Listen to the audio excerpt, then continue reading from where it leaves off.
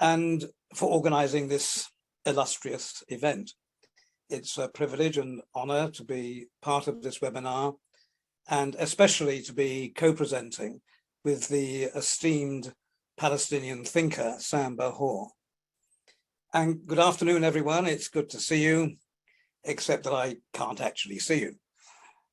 Now, before getting into the substance of the matter, I thought I would provide some background context to my involvement in Palestinian-Israeli issues, which goes back to the war of 1967 and even before then.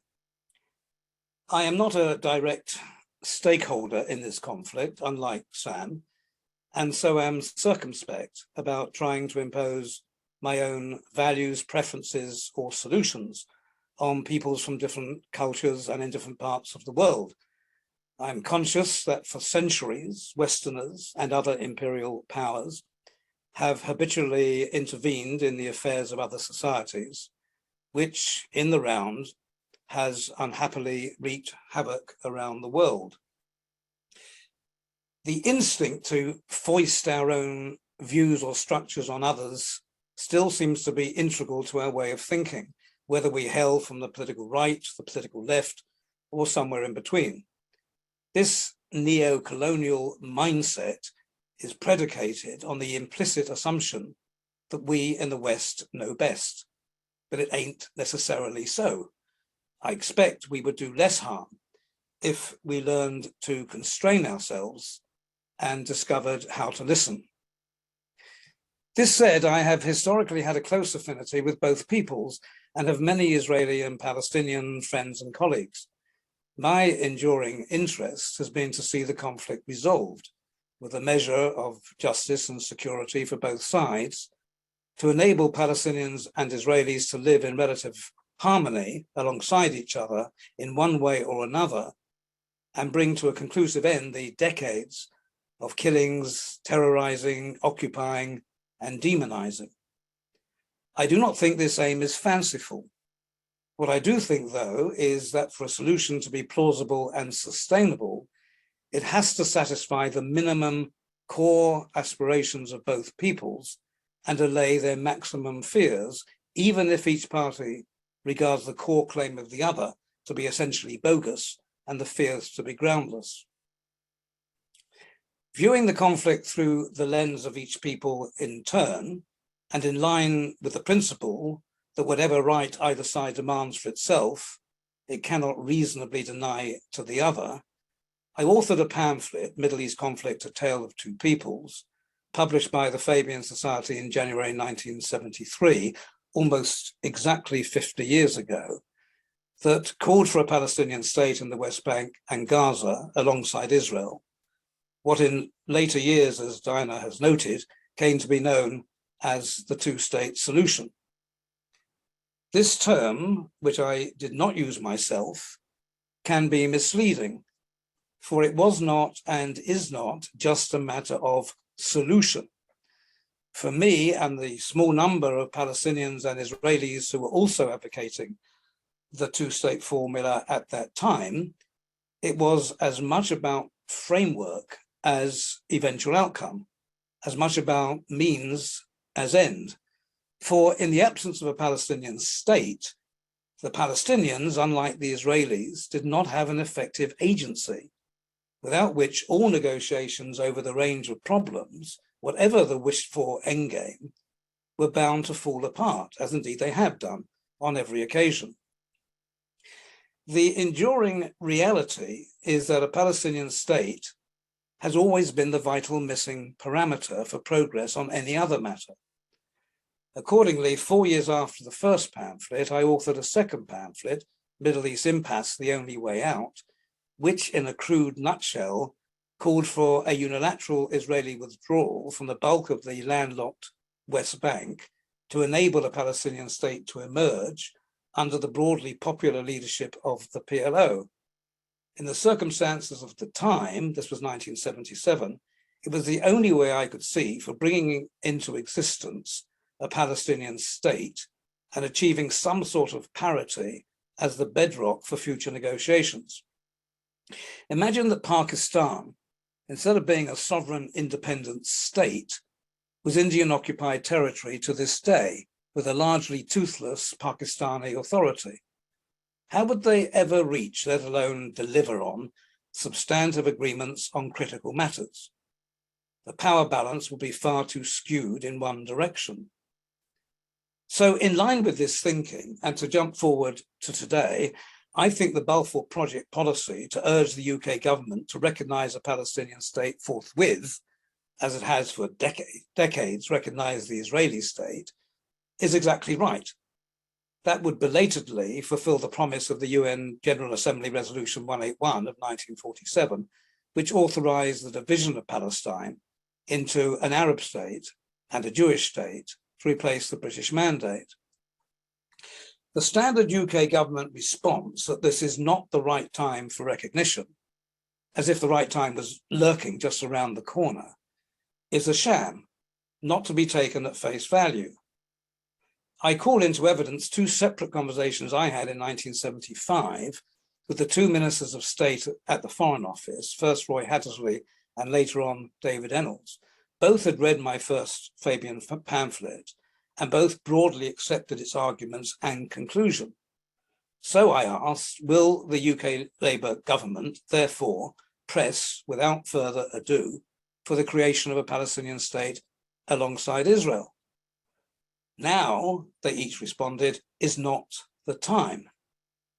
That was 47 frigging years ago. In reality, it's never the time, and it's always the time, for it's not a matter of time, but of attitude and political will, which are susceptible to concerted pressure.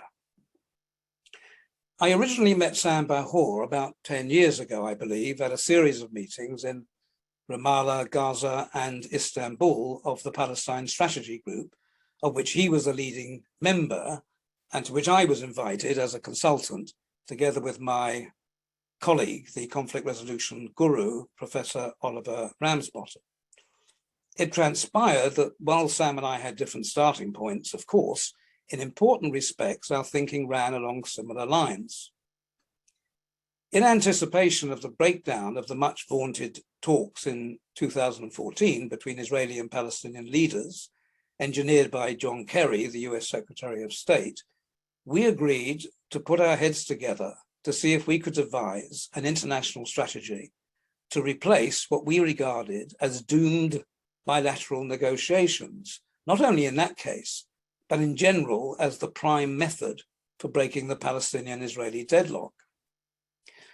We noted that Israel uniquely held that its rule over the captured West Bank and Gaza was not technically an occupation, on the grounds that the Geneva Convention speaks of the sovereign territory of a high contracting party, and that Jordan and Egypt, who previously governed these territories, never had sovereign title over them.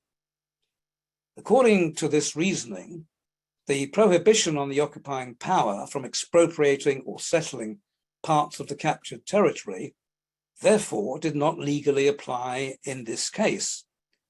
But this reasoning was selective, for Israeli governments shielded behind other provisions of the Geneva Convention, notably the clauses that prohibit altering the legal status of an occupied territory's inhabitants, to justify withholding from the occupied Palestinians the political, civil, and legal rights enjoyed by Israeli citizens. So Israel was cherry-picking the Geneva Convention to suit its purposes, and the international community, by remaining silent about this transparent duplicity, has in effect been complicit in it for decades.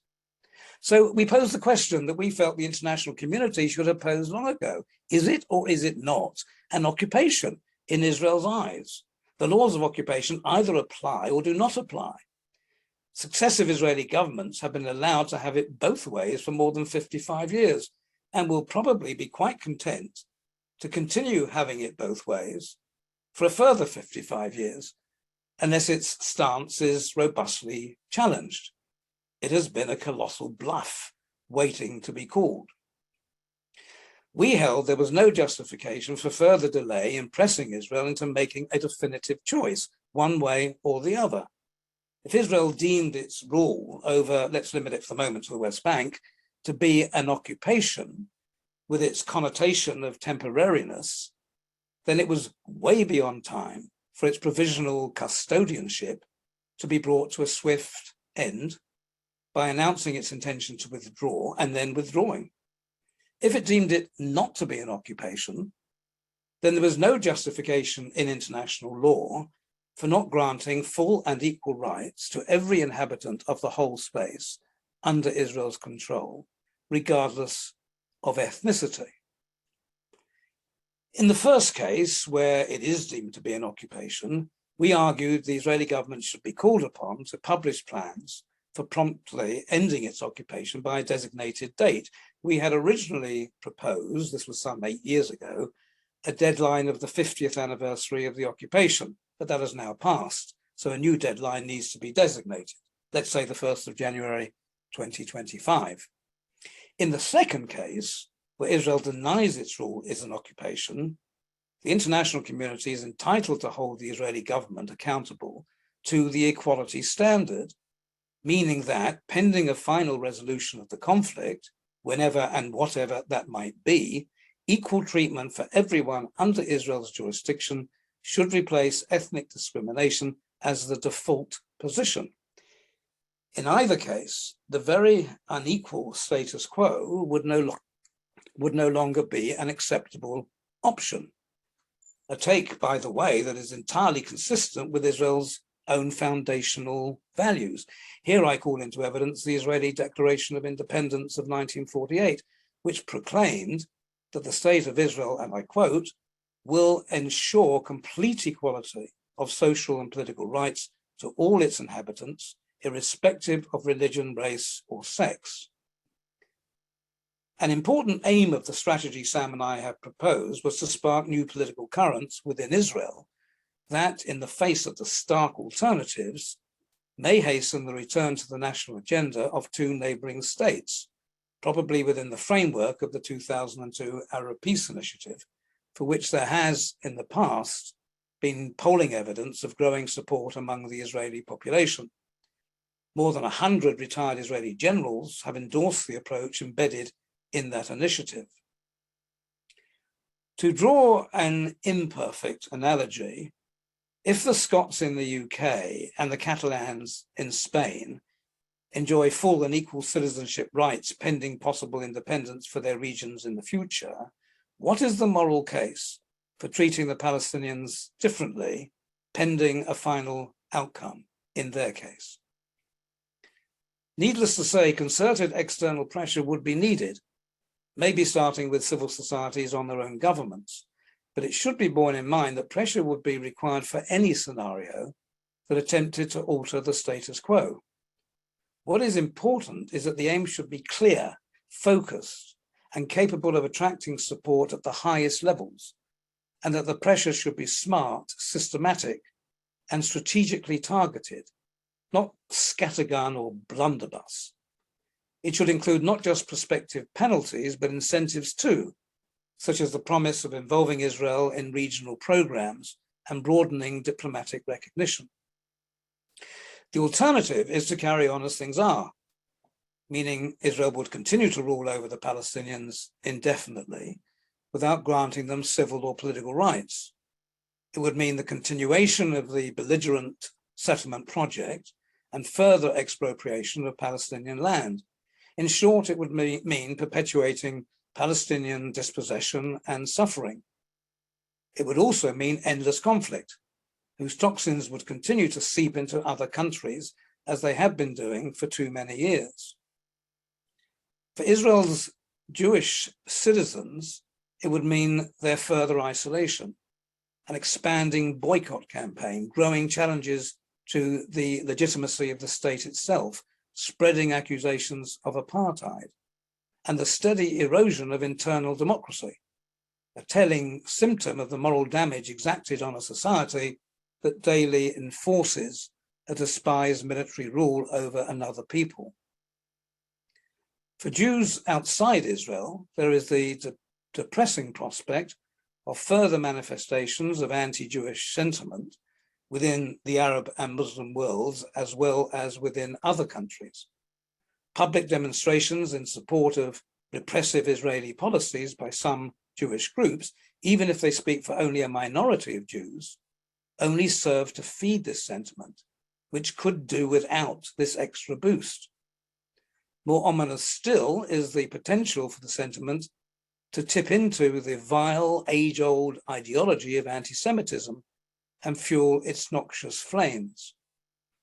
The parallel rise of anti-Arab and anti-Muslim sentiment in the Jewish world and further afield is not a coincidence. Ultimately, only a resolution of the conflict will reverse the spiral. To anticipate the question, isn't the two-state solution dead and buried? And why not agitate definitively for one unitary state now, or at least nominate it as the default alternative to two states in preference to equal rights as an interim measure? In other words, why not advocate a Palestinian state now, or failing that, one state now, one state or two states? This is an option we considered, but ruled out. It's a big question, which I will address briefly. First, for every authoritative claim that the two-state solution is dead, there is an equally authoritative claim that there is no alternative to the two-state solution. These robust convictions have evolved in recent times into absolutist mantras, but are not necessarily absolute truths. This said, my fear is that they may both be right, in which case the two peoples would be condemned to eternal conflict. Then again, they may both be wrong. We cannot afford to stubbornly close our minds. Second, to be exact, what our proposal calls for, in the case that Israel, when forced to a choice, acknowledges that its rule is an occupation, is for Israeli governance over the occupied territory to be withdrawn and replaced by Palestinian governance. You can call that a two-state solution if you like, but the terminology is not what matters. An apposite model may be the division of Czechoslovakia in 1993 into the Czech Republic and Slovakia, which was a peaceful transition based not on ethnic discrimination and enforced population transfers, but on political sovereignty over agreed demarcated territory. If we view the future of Israel-Palestine more in these terms, we may find the problems are less intractable than is often thought. An interim option, if necessary, could be to replace Israeli governance with a temporary international trusteeship or protectorate for a limited period, pending Palestinian independence. Third, it is worth recalling that the two-state formula at one time attracted more than two-thirds support among both Palestinians and Israelis, and is the long-standing international consensus. To start all over again with a different goal, a much more contentious goal, would be a mammoth task which may put off a resolution indefinitely. In reality, it is not the two-state outcome that has failed thus far, for it has never been tried, but the process. Fourth, the default alternative we postulate of equality until there is a solution is simple to grasp and has a natural appeal as an interim measure grounded in international law, human rights conventions, and any notion of fairness. By contrast, a permanent alternative of one state now, simple though it may sound to the ear, is seriously complicated. Although our proposal does not rule it out for the future, if that is what both peoples eventually genuinely want. The foremost problem is that there is no consensus on the meaning of one state. It could mean a Muslim state favored by Hamas, a Jewish state popular among Israelis, an Arab state popular among Palestinians, a secular unitary democratic state popular among some liberal and leftist Westerners, or a multi-confessional state like in Lebanon, favored at one time by Yasser Arafat, the former PLO leader. The state could be federal, binational, cantonal, or unitary.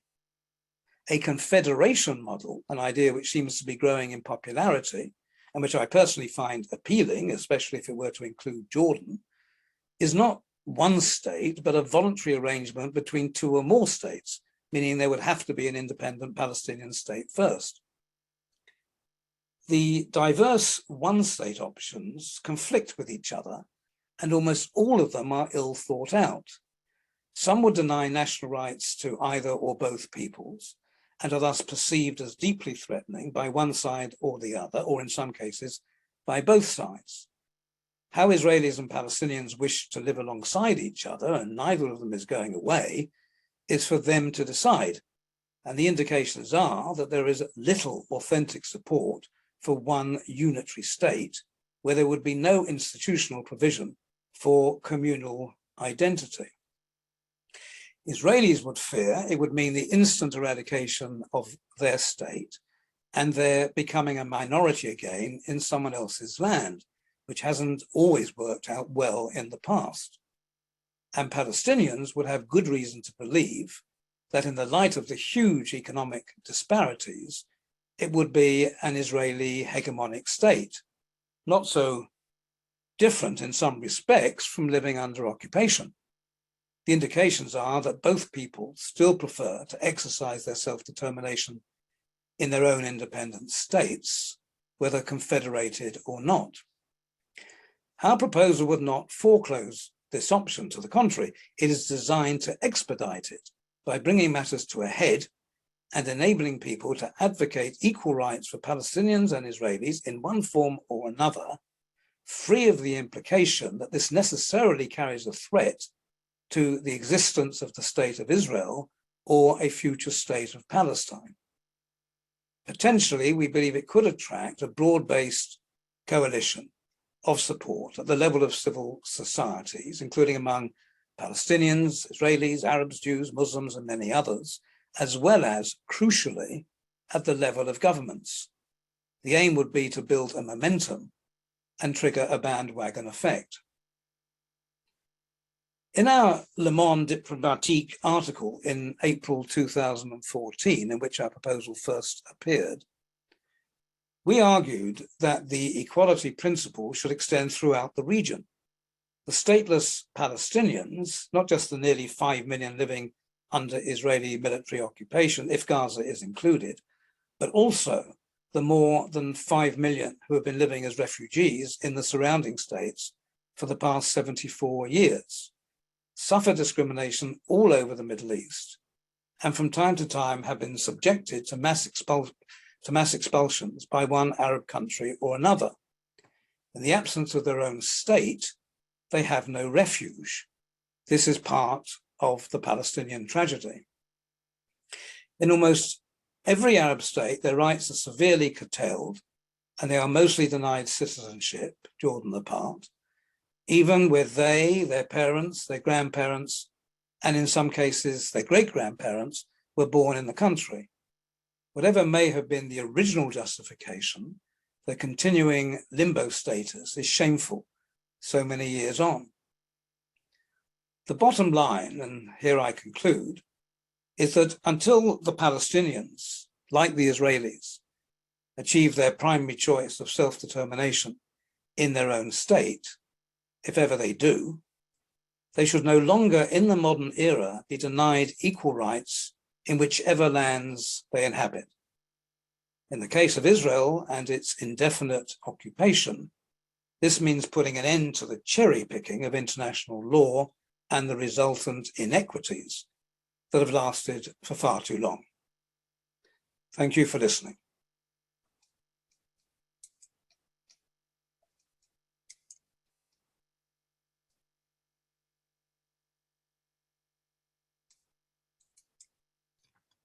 You're on mute, Sam. There we go. Hi, everyone. Thanks to the Bahour Project and Deanna for organizing this event, and the new BP chair, Andrew Whitley, a friend and someone who visits regularly. And I must say thank you to the BP's former chair and current vice chair, Sir Vincent Fien, who brought me to Bahour Project's activities, and who is my living example that diplomats need not go off into the wild blue yonder after they retire, but rather can employ the knowledge that they've gained in their public service role to serve the public good. I also thank my colleague, Tony. I would not be exaggerating when I claim that Tony's intellectual contribution to this issue has been paramount in the education of so many and across generations, including myself personally. It was and remains an honor to have Tony as a thought partner in this activity and others. Of course, I thank each of you for attending and engaging us. I must state up front that although I am, as Tony noted, a direct stakeholder in this issue, I am fully aware and conscious that I do not represent all the Palestinian stakeholders and can only speak for myself. This should be self-evident, since each forcefully fragmented reality of Palestinian existence, be it Ramallah, Nablus, Jerusalem, Gaza, or Sabra and Shatila refugee camps in Lebanon, just to name a few, each rightly has a voice in how our struggle for national liberation should proceed. Tony effectively presented our thinking and explained what our proposal is. I hope I can be as effective in explaining what our proposal is not. Before I state what our proposal does not cover, allow me to, for a moment, to explain the historic moment that we are in as someone who wakes up every morning to an Israeli military occupation that is dictating the parameters of my life. We are witnessing today an unprecedented onslaught by Israel on all aspects of Palestine. 55 years of perfecting a military occupation with full impunity have created a suffocating reality in all sectors of our society. It is now normalized, so the Israelis would like you to believe, that we wake up to radio reports stating not today's weather, but the number of Palestinians that were killed the day before, the number of Palestinians arrested overnight and held under administrative detention, my 78-year-old Palestinian-American cousin being one of them, and the number of house demolitions and settler rampages that took place the evening prior. This reality is unsustainable. Let me repeat for anyone not sure, this reality is unsustainable. Some claim, some Palestinians as well, that time is on our side. They will say, history has proved our case. We have less to lose than the Israeli side. They'll buckle soon. The future will see justice ultimately prevail. I rather look at time and prefer to quote Martin Luther King's comments on time. He said, and I quote, "Time itself is neutral. It can be used either destructively or constructively. More and more, I feel the people of ill will have used time much more effectively than have the people of goodwill," unquote. To use our time constructively, we must act. And this is probably where our thinking emerged from, Kerry failing and our seeing the need for us to act. When we are faced with this daily Israeli battering of our society, and with near zero accountability from across the globe, and a hollowed out, split, and calcified Palestinian political agency, we have, in my opinion, an obligation to deal with the here, the now, and the present. To deal with today, I have 4 pillars of action in mind at all times. Regretfully, we don't have the luxury to take them on one at a time. First, resist occupation, hopefully non-violently. This is a natural reaction to any people in the world that would have found themselves in our predicament. Think Ukrainians today. Second, maintain international law as a framework to resist and to move politically. For me, it's 2 states within an arrangement of confederation, and I've written about that with another colleague in the New York Times, but I fully appreciate others who may envision a different endgame. The time is not now to decide an endgame, given Israel refuses to engage politically, but we must remain aligned with international law so as not to end up playing Israel's game of the law of the jungle, which would erode large parts of communities around the world who support our struggle today. Third, work towards statehood. In all of what that means, and understanding it will for sure always be incomplete as long as we live under military occupation, while simultaneously demanding equal rights today. Work towards statehood, but while we're working towards statehood and the occupation remains with its boot on our neck, we must demand equal rights today. The equal rights today part is too often overlooked. Thinking Palestinians are Superman and Superwoman, and we can struggle forever. This romanticizing of our struggle does not serve us well. Fourth, articulate a future worth living for both sides. For me, as I noted, I've envisioned it within a confederal arrangement, a topic for another day. It's one possible option. Whatever outcome you desire, you, me, we all have an obligation to do the heavy intellectual work, not only to define an endgame, but to present a convincing roadmap on how we will reach the desired destination.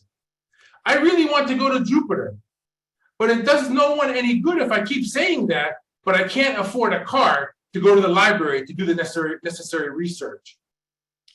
For me, our proposal links all four pillars together. Give me more occupation, you will get more resistance. And ultimately, like we are seeing today, give me violent occupation and you will get violent resistance.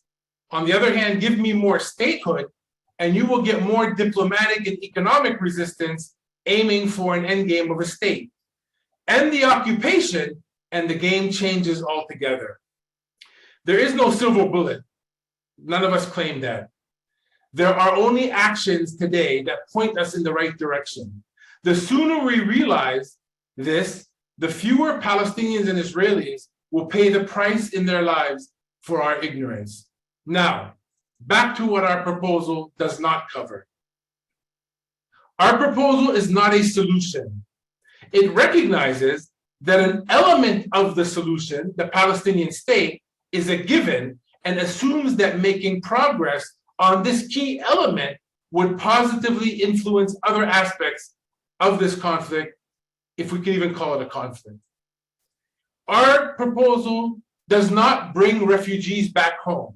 However, it recognizes that as life under military occupation is unsustainable, life in refugeedom is even more unsustainable and has been for a very long time and must start to be addressed here, now, today. Our proposal does not ignore the Palestinian political agency, nor does it pretend to redefine the Palestinian political agency's political program.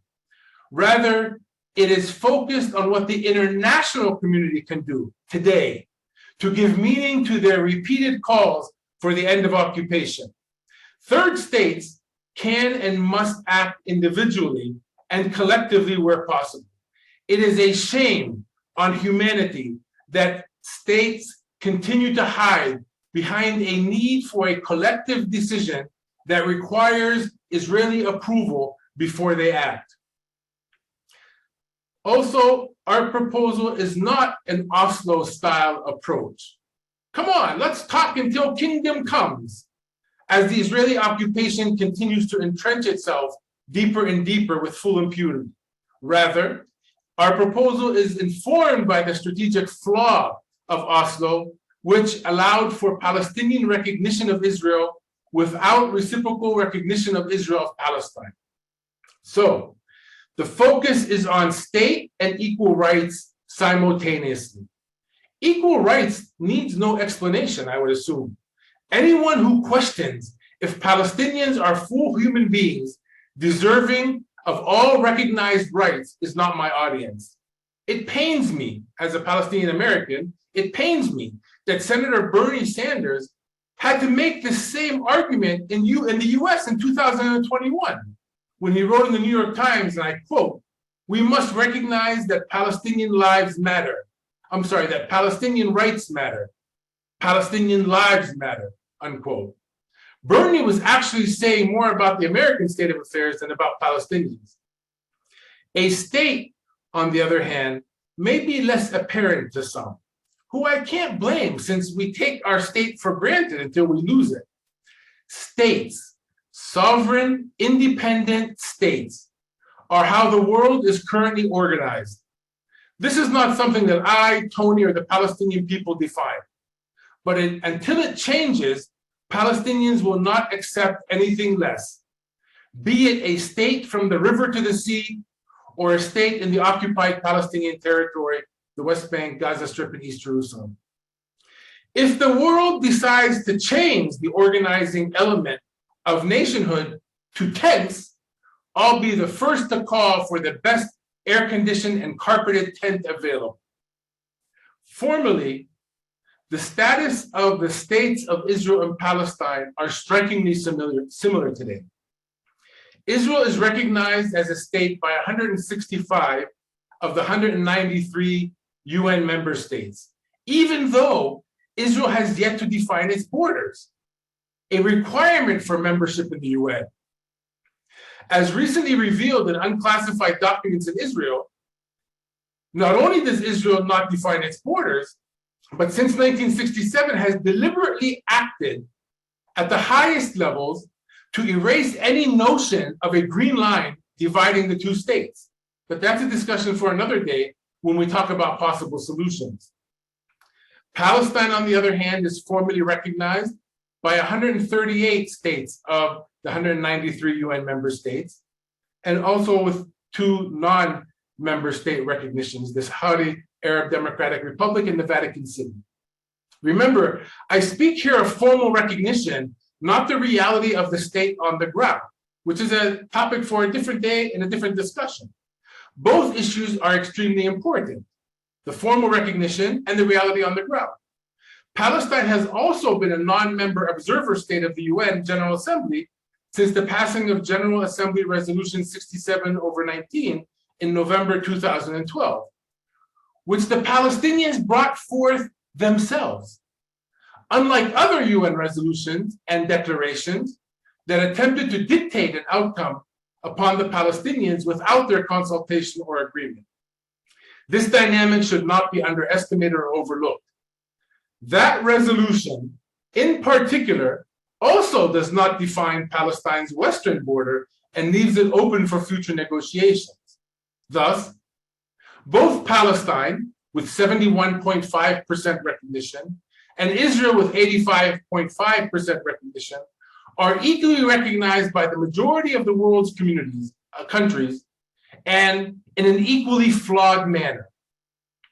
These facts should serve as a no-brainer for policymakers in the world's power centers to act, and quickly, to allow these two states to receive 100% proper recognition.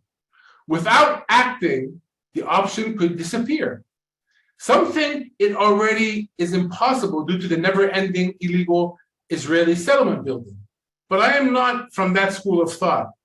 I vividly remember when hawkish war criminal, Israeli Prime Minister at the time, Ariel Sharon, claimed that the Israeli settlement in Gaza called Netzarim was as important to Israel's security as Tel Aviv. That was 3 years before he dismantled Netzarim.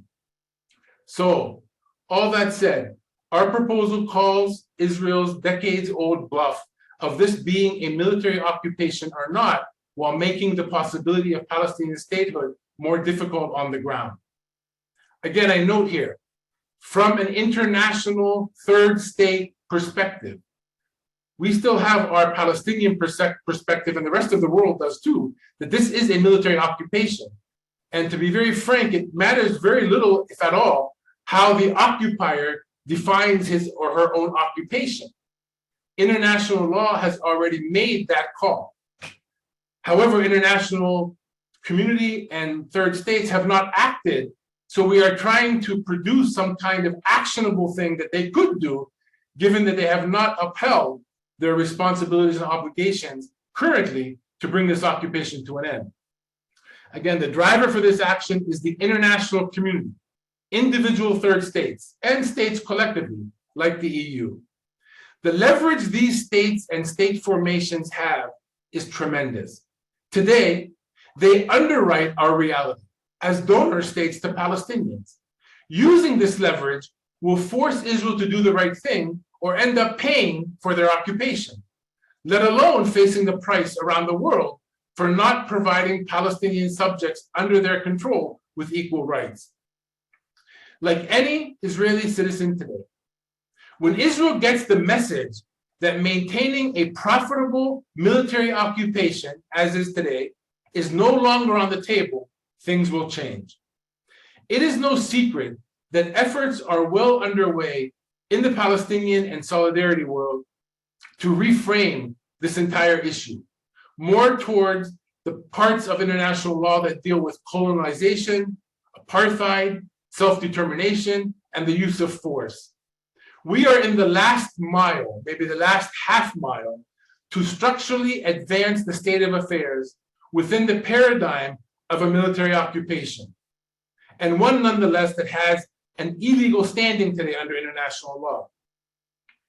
If the military occupation framing is dropped by the Palestinians, third states, starting with the UK, will find themselves brushing the dust off of some documents in their libraries. Documents such as the League of Nations Covenant, Article 22, the Mandate for Palestine, 1922, the United Nations Charter, 1945, Chapter 14, the Statute of the International Court of Justice, 1945. Do they want to go back to those documents?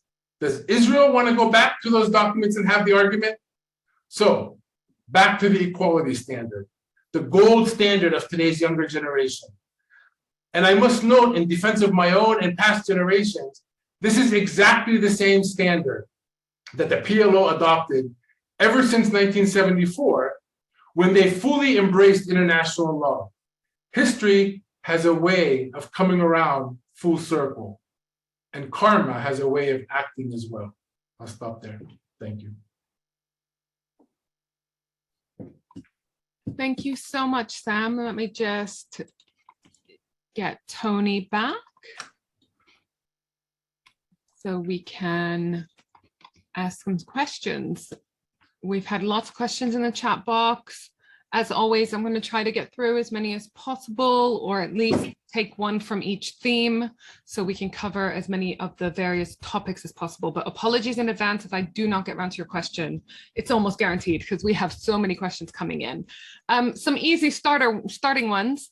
Sam, you mentioned a New York Times article and Tony's Le Monde Diplomatique article. Are those online? I'll post them in the chat as we're speaking.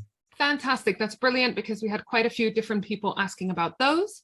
I just add that it's the Le Monde Diplomatique article was in April 2014, and if Bahour, Klug, Le Monde Diplomatique were Googled, then the article would come up. Fantastic. Thank you so much. We love you, Arsenal. We do. Sorry, that's my Google talking to me. We've got a question from Ronald Mendel. It's for Tony. If recognition of a Palestinian state is a matter of political will, what is necessary to produce the UK's political will to do so? Especially in this current environment with so many changes. Well, under the current government, the prospects are not brilliant. But that's not a reason to not to start the momentum going. There are many organizations, political organizations, other societies and clubs which take positions on this issue.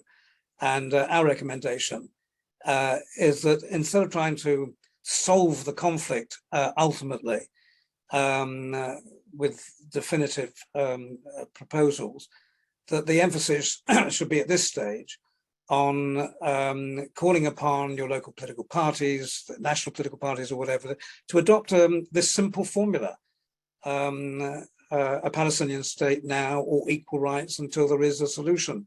It's a proposal that, in my experience, very few people have found difficulty with and difficult to argue against. my own Labour Party, my own local Labour Party, Highgate Labour Party, adopted the resolution a few weeks ago.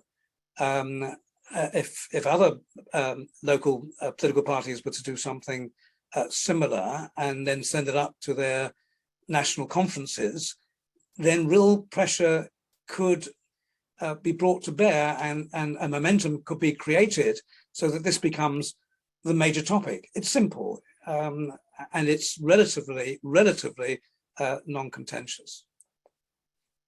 Thanks, Tony. Well, I've got a question from Baroness Jenny Tong. She can't be with us today, but she wants to watch the recording afterwards, so I'm sure she'll be pleased we're asking her question. This is to both of you. What can we do in this country, the UK, to impress on the Palestinian leadership that there must be new elections and a new leader? Should aid be reduced until Abbas agrees? You know, I just asked the questions word for word. I think this is for you, Sam. Sure. Two things I would say. One is that we have to realize and appreciate that Palestinians have domestic politics, and they're fierce, and they're tough, and they're at probably the lowest point ever in the history of our movement right now. Having said that, I do think that voices from abroad calling for representative leadership within the Palestinian community is a constructive act. In terms of pulling the aid until that happens, that's a more complicated conversation. Pulling the aid will collapse the society overall. Teachers won't get paid, they'll stop going to work, policemen, firemen. Is that what we're trying to do? To force an opinion upon the leadership to act? I actually think there's a more constructive way, which is for those abroad and us here in Palestine to really mobilize around civil society, which has been tremendously active the last several years now, not only for calling for elections, but for calling for a lot of different reforms within our society. Civil society on the ground is most apt to be able to understand the local dynamics, to be able to move an agenda forward. That means supporting, for example, the 7 organizations that Israel is trying to close, human rights organizations that don't only deal with human rights violations by Israel, but also human rights violations by the Palestinian leadership. So there's a lot that can be done, but I would hate to see an importing of ideas without it going through a grounded civil society, which knows best at the end of the day. Just to add, I think the last thing that Sam said is key to all this. I'm a little reticent about other people, the Western world, trying to impose, I've indicated this already, what they think the Palestinians should do, and that is a precondition to any assistance that they should receive. Most countries, when they came into existence, did not have all sorts of preconditions laid down for them. If we keep laying down conditions which are difficult to fulfill in the absence of there already being a state, then it's almost guaranteed that there won't be a state. You remember with the elections in 2006, which actually were incredible elections. I think they were deemed to be the most democratic elections ever held within the Arab world, but they were set down as a condition for the Western world and for Israel to deal with the Palestinians. They must have democratic elections. They must be democratic. So they had their democratic elections and they elected Hamas. And the immediate response for that was, well, we don't like the result of your election. But, you know, Israel has diplomatic relations. Every country, Arab country, Israel has diplomatic relations with. They're not democracies. You know, they're dictatorships of one type or another, monarchical ones, military ones, or what have you. So why do we lay it down just for the Palestinians? I think they must be allowed to get on and work out their own way of development. But for us, the important thing is that until there is a proper Palestinian agency, and I don't see how that can happen without it being effectively a state, I don't see any other way of progressing towards any destination. Thanks, both of you. That's fascinating. We had quite a few different questions about Christian Zionism in the States. and it's various versions of this question by John Hall. So I'm going to ask his question, and hopefully that will answer everyone else's as well. The USA, with its Christian Zionist President Joe Biden and many others in high office, cannot and will not broker peace or any settlement that involves a Palestinian state or a non-Jewish or partly Jewish state. So I ask, that's John Hall, how do we proceed while recognizing this elephant in the room? I'll leave it up to you to fight over that question. I don't mind having a stab, but go ahead. Well, first of all, I think there's a certain confusion in the question. Joe Biden is a Christian and Joe Biden is a Zionist, but to put them together and call him a Christian Zionist, I think is a little misleading, because that tab is usually reserved for the Christian evangelical movement, of which he is not a part. He's Catholic, and it's usually a sort of Protestant-based movement. But if I take out the core of his concern, which I share, that is the malign influence of the evangelical lobby in the US, but more so when the Republicans hold power. They pose as a strongly pro-Zionist, pro-Israel movement, but in reality, they're no friends of the Jews, because the creed is ultimately deeply anti-Semitic. The theology requires all Jews to return to the land of Israel, including Judea and Samaria, the West Bank, as a precondition for what they call the rapture, at which point Jesus will return and the Jews will be faced with a definitive choice, a different one, to either convert or perish, echoes of the Spanish Inquisition. As a part of the pro-Israel lobby in the US, it's probably better funded, larger, and more influential than is the Jewish component, which is split between the right-wing AIPAC and the J Street, which actually opposes the occupations and supports a Palestinian state. And in time, who knows, maybe the evangelical component may also split. There are indications even now that some of the younger elements are taking a less hardline stand. Stranger things have happened, although no one believed they would happen until they happened.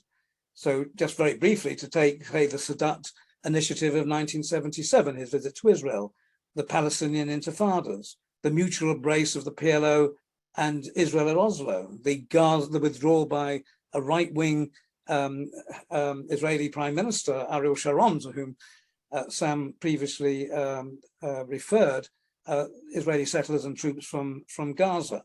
Further afield, the abrupt fall of the Shah, the collapse of the Berlin Wall and the Soviet Union and the Eastern European communist regimes, South Africa apartheid, even the intractable troubles in Northern Ireland, which I could never see a way through, spate of other unanticipated events around the world. So depending on other developments, the evangelical elephant could turn out to be a mouse. I would say, though, that rather than dwell on the problems, of which there are many, that I would suggest that we could use our time more productively to focus on how to cut through them, which is what our proposal is designed to do. I would add to what Tony said. I mean, I saw someone mentioned as well that there's 90 million evangelical Christians in America. What to do with this community? And I just thought for a second, well, compare that to 7.7 billion people in the world. If you're talking about people and not governments, the majority of the world, the billions of people, are in support of the Palestinian struggle for freedom and independence. 90 million is a drop in the bucket if that's the case. This over-exaggeration of US communities that will make or break my future in Palestine, my people's future in Palestine, or the refugees' ability to come back home, I think is a misnomer. Ultimately, first, not all Christian evangelicals are in support of this extreme view of Israel devastating the Palestinians for some kind of religious Armageddon. I also relate that to the Jewish community in the US. When I left the US 26 years ago, there was a basically unified Jewish American community in support of Israel blindly. Fast forward 26 years only, what do you have? You have dozens of organizations calling for the end of occupation, everything from J Street all the way to If Not Now and Jewish Voice for Peace, and so many in between. So these communities that are viewed and made out to be one block, first, they're not a block. They need to be educated. That's why I spend time speaking to many groups from Christian evangelicals and Jewish Americans who travel through, because they are indoctrinated. And one of the things the Solidarity community can do is to challenge these 501c3s in the US, which are getting money and channeling that money to the settlement enterprise in blatant violation of US tax code and blatant violation of US policy on the Middle East. That is an actionable item that we can do. Your tax dollars are being redirected because these organizations exist. Thank you. That's really, really useful to have those actionable tasks. Following on for something that you mentioned about the right of return, this is from Magan Singodia, one of our trustees of the Balfour Project, and a question that I'm interested in as a Palestinian living abroad and not an American, as many of our followers have recently thought me to be. So, can Sam Bahour clarify his view on the right of return for the Palestinian refugees who are living abroad? I can do more than that. As soon as I finish answering, I will post an article that I recently wrote on the issue. Very simply, the right of return is a right. It is an individual right, and it is also a collective right. Those refugees have a right to come back home, not to come back to my home in Ramallah, but to go back to their home in Haifa and Yafa and Akba. That right I will never deny. Having said that, to be practical in our discussion as well, do all the refugees want to come back? How big is that of an issue? Not a problem, but an issue to be dealt with. It should not be related to any other issue, mainly settlements. Settlements and refugees should not be spoken about in the same sentence. One is an illegal act that nobody has to accept. We may accept, but we don't have to accept. The right of refugees is a right that the world is obligated to implement. This proposal does not do either of those. It doesn't deal with the settlement issue per se, even though I think it could, and it doesn't deal with the refugees. This is taking an element of the entire discussion, which is a given, which the global community in its majority has already acknowledged, and saying, make it a fact so we don't keep negotiating the Palestinian state. And I was very clear. A state for me is either a state from the river to the sea or a state in the occupied Palestinian territories. But a state is given. So if I wanted to take a soft approach to this proposal, I would say let's start by recognizing the state as the Palestinians have defined it in the UN resolution that they brought forth and got the majority of the world to approve. If Israel cannot make that declaration, if the US cannot make that declaration, if the UK cannot make that declaration, and they continue to talk about two states, who are they fooling anymore? And as I said, we're in the last half mile of even having that as an option, a political option, let alone a practical option on the ground. Recognize the Palestinian state is an actionable item that every state can do. We're not saying send your planes and send your tanks and empty our land today of Israeli military. We're saying do what you can do today. Recognize the Palestinian state. You'll have to do more after that because international law will levy on you obligations once Palestine is a state. So there are actionable items for that one element called statehood.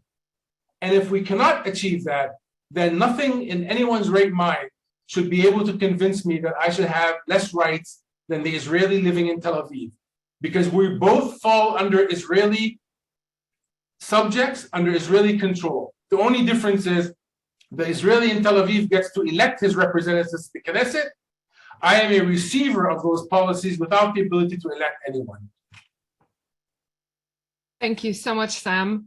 I've got a question now for whichever one of you wants to take it. What is your view of the one democratic state movement? Isn't this the way to get equal rights for all? That's from Leah Levain. Apologies if I'm pronouncing that wrong. Do either of you want to take that one? Neither of you.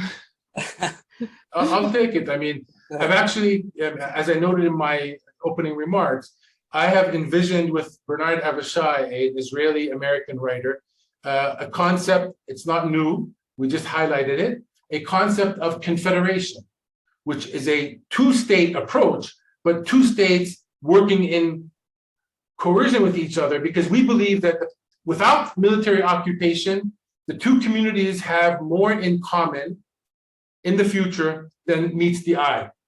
So for me, one state, we have that today. I live under that today. It's one state with, as Human Rights Watch and Amnesty International and Beit Salem and Yesh Din have all now acknowledged, is a state of apartheid. I'm not interested to jump out of the frying pan of occupation into the fire of apartheid. Statehood allows me to act. And if anyone thinks that history ends because the Palestinians and Israelis signed the dotted line, have not read world history. We're talking about moving and advancing forward where both peoples can see a future within their states, hopefully working together, but maybe not. In the future, who knows what will happen? Actually, the only time that has been documented, the two-state solution has been documented, is the partition plan. And it talks about not two states with a 10-meter cement wall between them. It talks about two states in economic union with Jerusalem as an international city, basically, a corpus separatum. That's the kind of vision of a two-state that I look for.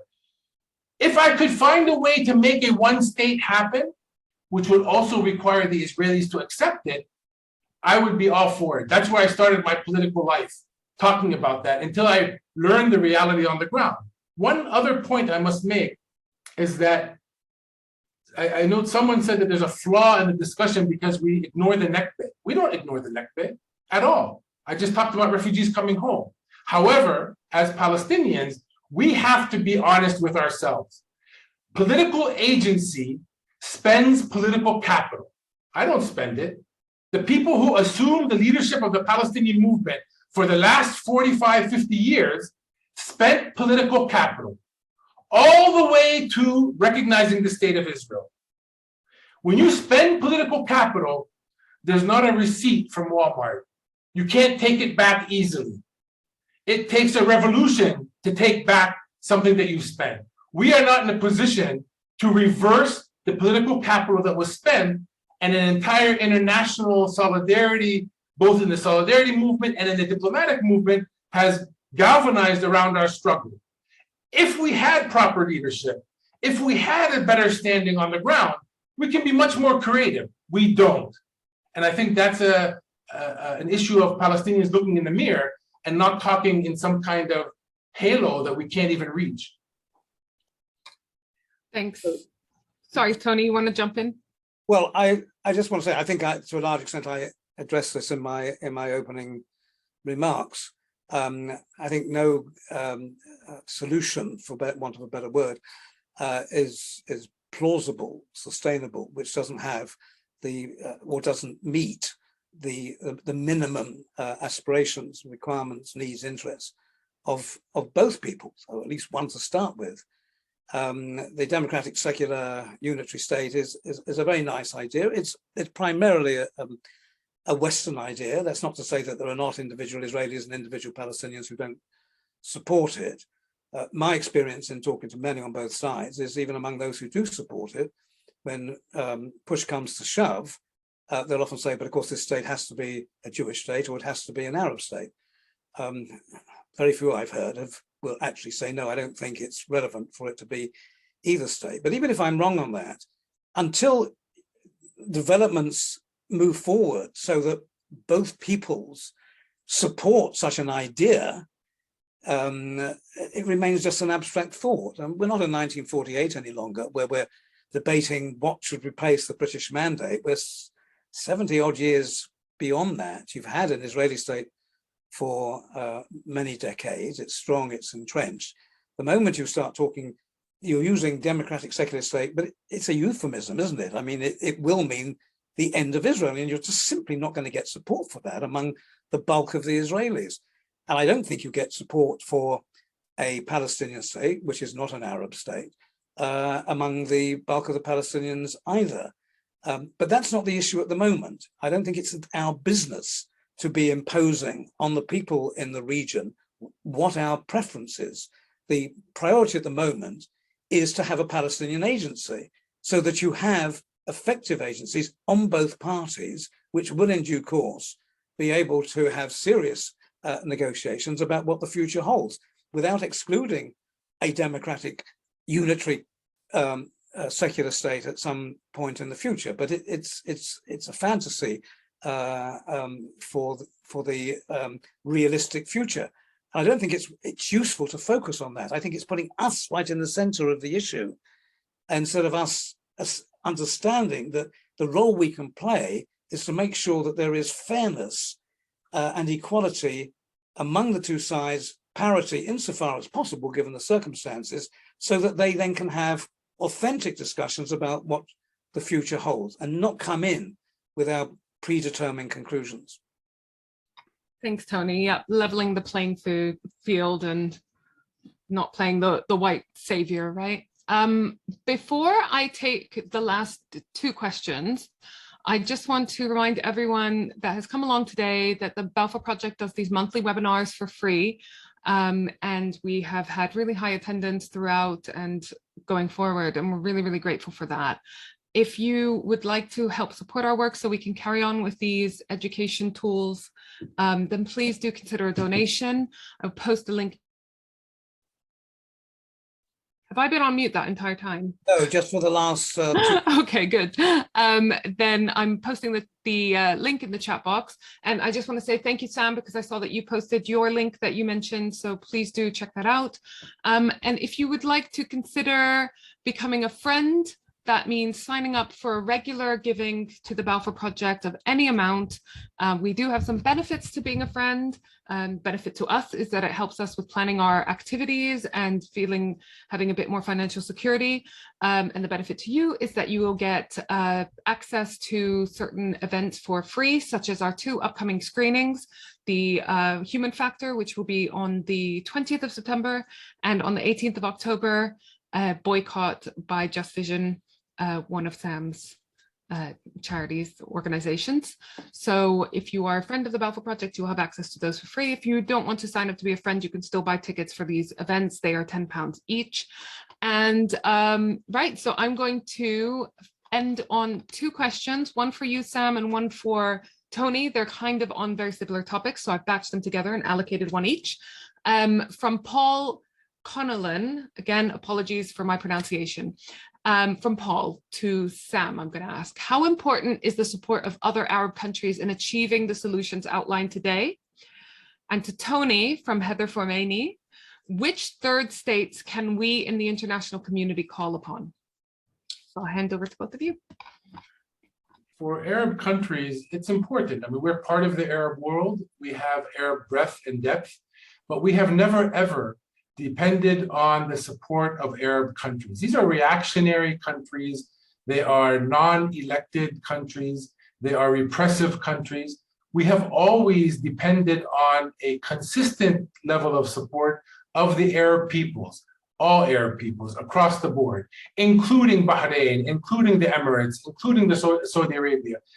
Even in countries in the Gulf, which people think are moving away from the Palestinian cause, that may be the issue for the governments that are involved for many different reasons, but the peoples have remained aligned with us. So it is very important that we remain intact with our Palestinian breadth and depth.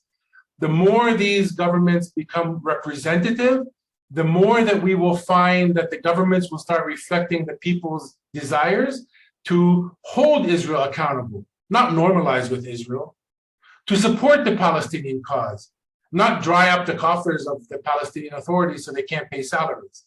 So this is a function of each country, and it's a problem and a disease of a larger Arab world issue of non-representative government. Hopefully will change, but nothing I think can budge the solid support we have across the Arab peoples in all the different countries. Thanks, Sam, and over to you, Tony. Just a quick comment on the previous question. I think it was framed as to what solution, and so I want to reiterate again, that we are not here coming up with yet another solution. We are making a proposal which would bolster a Palestinian agency. Whatever the solution, you're not going to get there. How are you going to get from here to there if you don't have an effective Palestinian agency? And you don't have an effective Palestinian agency, and you won't get it until there is a Palestinian state. So the focus needs to be, well, how do you bring that into being in a non-threatening way so that you can then set up negotiations, which are pointless at this moment, so you can talk about serious solutions. On the question to me, which third states to call upon, well, I don't see any barrier. And this isn't, to begin with, a role for the very high level. We're calling for a grassroots movement to adopt this policy and to lobby at every level, including at the governmental level, to adopt it. And the more states, the more governments adopt it, the more the civil society adopts it, then the greater chance it has to trigger a bandwagon effect. But the movement, the civil society movement, has to be one which isn't threatening, which isn't exclusive. There's no reason, given the provisions of what we're proposing, for it not to include in different countries the Palestinian community, the Jewish community, and everyone else, people from different political parties. And if it doesn't do that, then it's never likely to be very effective. And I say this in conclusion, my ideal scenario would be for this call to come from the region, from a combined Palestinian, a movement comprising Palestinians and anti-occupation Israelis, which I consider to be a Palestinian asset, but they don't use it because of the mantra of normalization. And I don't minimize, and I understand the concerns about normalization, but I don't think this is normalization. This is adopting a strategy to achieve an agreed objective to end a dastardly system. If you had an appeal coming from the region in the name of Palestinians and anti-occupation Israelis, the effect of that on people in other countries and on governments was disproportionately greater than if you merely got an appeal from just Palestinians or just Israelis. Because people will just say, yes, but what are the other side thinking? But when the appeal comes from both sides, that can be very, very effective. And that could be the missing link, what we need to actually drive forward a resolution and the means to achieve that resolution. Thank you so much, Tony. And thank you so much, Sam. We have had loads more questions that we haven't had a chance to go through, but we have touched on most of the topics and lots of comments, which all of your comments will be forwarded to both the speakers, so they will see everything. So I'm sure you will join me now in thanking them for joining us today, giving us such an enlightening presentation and answering our questions so thoroughly. And I would like to also thank everyone who's come along again to listen to our presentation, and do hope we will see you at the screenings next week and next month. All of the events are on our website, as are all the recordings of past events. The recording of this event will go on there within the next couple of hours. So by tonight, you will be able to watch and share this presentation. Please do share it widely. Anyone you think might be interested in seeing this, hearing what they have to say, please do share it. Thank you again, Sam. Thank you, Tony. Thank you. That's goodbye from me, from the Balfour Project, and we'll see you soon. Thank you very much. Thank you. Thank you.